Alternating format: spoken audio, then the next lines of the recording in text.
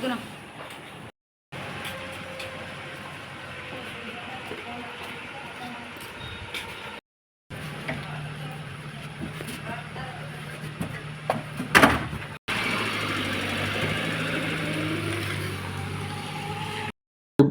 বিকালবেলা আমাদের কাছে একটা গোপন খবর আসে যে এটা একজন মহিলা বাংলাদেশ নাগরিক, উনি নাকি এয়ারপোর্ট পিএসের এয়ারপোর্ট এমবিবি এয়ারপোর্টের কাছাকাছি ঘোরাফেরা করছেন।